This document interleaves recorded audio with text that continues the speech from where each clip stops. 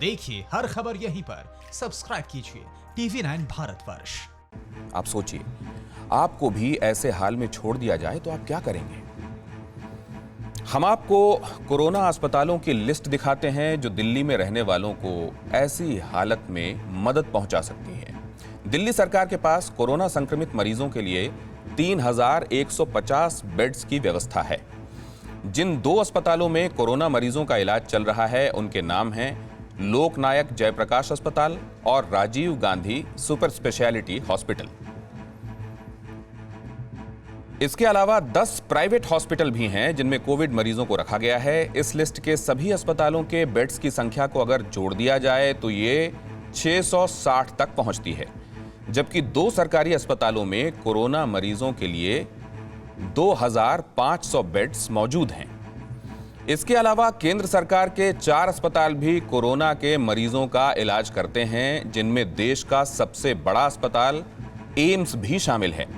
लेकिन इस सब के बावजूद दिल्ली में कोरोना मरीजों के लिए बेड्स की संख्या कम पड़ने लगी तो मुख्यमंत्री अरविंद केजरीवाल ने उन सभी प्राइवेट हॉस्पिटल्स को जिनके पास 50 बेड्स हैं 20% बेड्स कोविड मरीजों के लिए रिजर्व रखने के आदेश दिए। लेकिन इससे पहले कि हम जिस युवक की कहानी आज आपको दिखा रहे हैं उस कहानी को आगे बढ़ाएं, सरकारों के दावे और हकीकत में फर्क देखते हैं। दिल्ली के जिन 10 प्राइवेट अस्पतालों में कोरोना का इलाज चल रहा है उसमें से 2/3 से ज्यादा बेड्स भर चुके हैं। सरकारी अस्पतालों पर शुरू से ही बोझ ज्यादा पड़ा है, जिसके चलते सीएम केजरीवाल ने 50 सीट से ज्यादा वाले अस्पतालों को 20% सीट कोविड मरीजों के लिए रिजर्व करने को कहा है। ऐसे अस्पतालों की संख्या 117 है। दिल्ली सरकार का दावा है कि इस कदम से तकरीबन 2000 बेड्स और बढ़ जाएंगे। दिल्ली के 117 प्राइवेट अस्पतालों में ऑर्डर जारी कर दिए कि 20% उनको अपने बेड कोरोना के लिए रखने पड़ेंगे।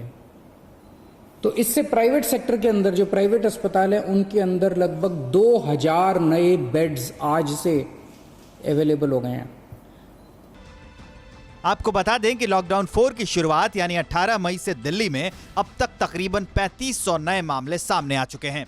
इसी के मद्देनजर दिल्ली सरकार ने LNJP अस्पताल और राजीव गांधी सुपर स्पेशलिटी अस्पताल के बाद GTB अस्पताल के 1500 बेड्स को भी कोरोना मरीजों के लिए रिजर्व करवाया।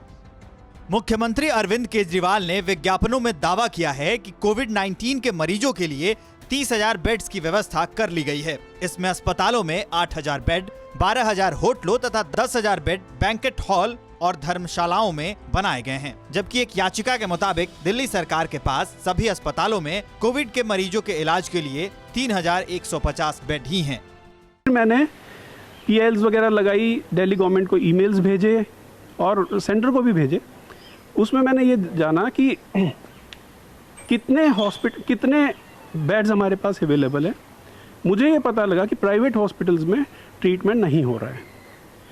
तो मैंने फिर PIL के माध्यम से ये कोर्ट के सामने अपना रिक्वेस्ट किया कि प्राइवेट हॉस्पिटल्स बेसिकली जितने भी हॉस्पिटल्स हैं या दिल्ली गवर्नमेंट के अंदर आते हैं, सेंटर के अंदर आते हैं। दिल्ली की जब हम बात करते हैं तो दिल्ली गवर्नमेंट के अंदर आते हैं।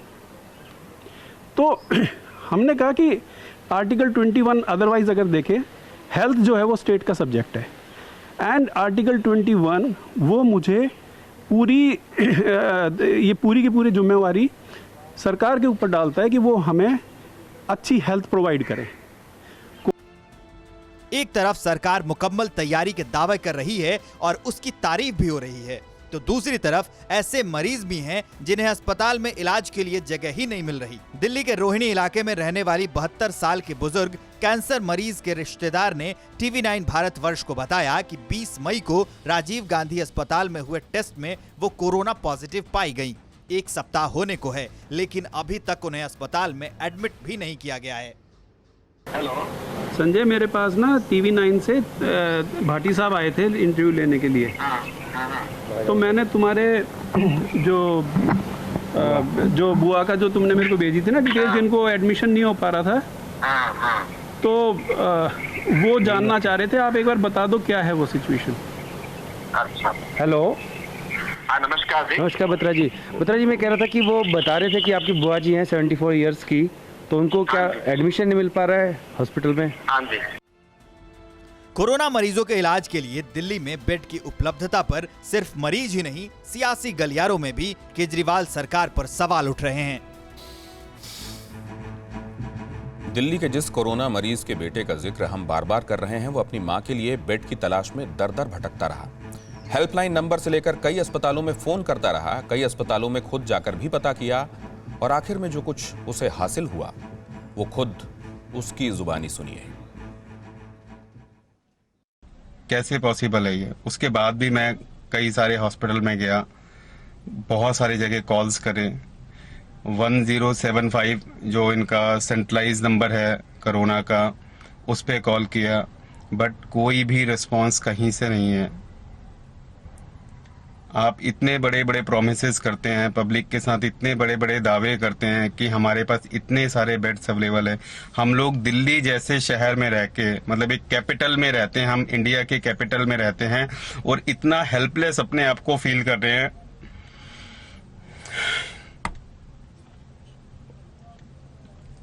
इतना हेल्पलेस फील कर रहे हैं, कहीं से कोई हेल्प नहीं मिल रही है। कि आप तो इतने बड़े बड़े दावे करते हैं कि आपके पास हजारों वेंटिलेटर्स अवेलेबल है दिल्ली में।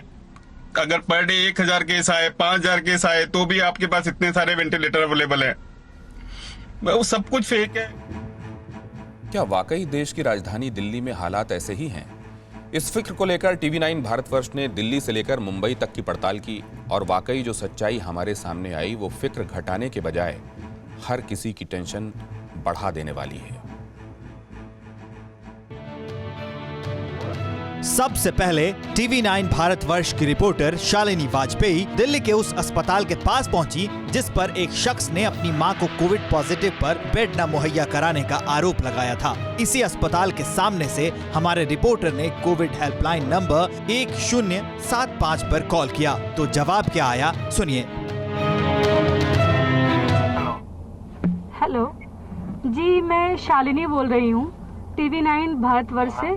ये बताइए कि किसी पेशेंट को अभी तुरंत उनको वेंटिलेटर चाहिए था, तो वेंटिलेटर कहाँ से, मतलब हम उनको अवेलेबल नहीं हो पा रहा है और ज़रूरत है उनकी। नोएडा? जी मैम, नोएडा ऑफिस से बात कर रहे हैं दिल्ली में? जी नोएडा से। हाँ जी नंबर लिखिए मैम। हाँ बताइए। नंबर? हाँ 05 2222 37 515। ठीक है, इसको कॉल करेंगे। हाँ जी, तो बात हो जाएगी। तो वहाँ से कॉल करेंगे तो आप बात, वहाँ से वेंटिलेटर मिल जाएगा? जी आपको प्रोवाइड हो जाएगा। इस नंबर बात करेंगे तो आपको सहायता हो जाएगा। ये हेल्पलाइन नंबर है मैम। अच्छा, 30 नंबर प्रोवाइड कराना कल, ठीक है मैम। अच्छा, आपके यहाँ से जो भी फोन करते हैं, अगर वेंटिलेटर चाहिए होता है तो आप नंबर देते हैं और वहाँ से उनको उपलब्ध हो जाता है? जी। हमारी रिपोर्टर बार बार उस शख्स को भी फोन करती रही जिसने दिल्ली सरकार और अस्पतालों पर कोविड के इलाज में कोताही का आरोप लगाया, लेकिन लगातार उनका फोन स्विच ऑफ आ रहा था।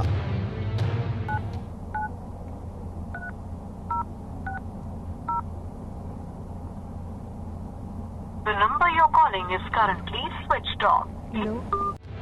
हमारी संवाददाता ने एक और नंबर पर कॉल किया तो उनसे मरीज की डिटेल मांगी गई। जी मेरा नाम शालिनी है।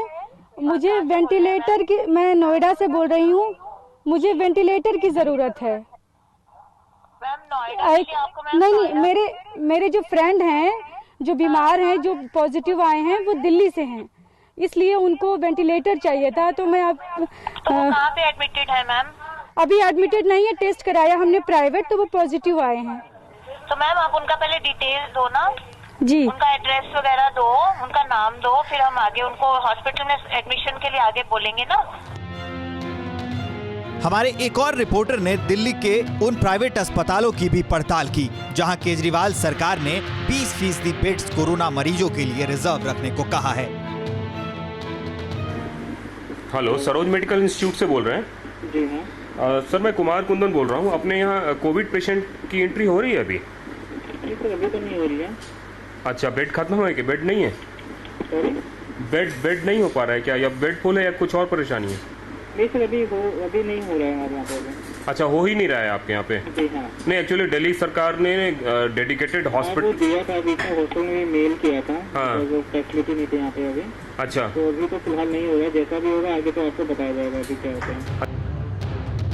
हमारे संवाददाता कुमार कुंदन ने एक और अस्पताल का नंबर मिलाया। फोन की घंटी बजती रही लेकिन किसी ने रिस्पॉन्ड नहीं किया। यह द्वारका का खुशी हॉस्पिटल है जिसका ये नंबर है जो मैं डायल कर रहा हूँ। और दिल्ली सरकार ने जिन डेडिकेटेड हॉस्पिटल की बात की है उसमें से ये भी द्वारका का ये हॉस्पिटल है, लेकिन जब इसके नंबर पर डायल किया जा रहा है तो यहाँ से कोई रिस्पॉन्स नहीं आ रहा है। परवाह देश की, सोमवार से शुक्रवार रात 10 बजे TV9 भारतवर्ष पर।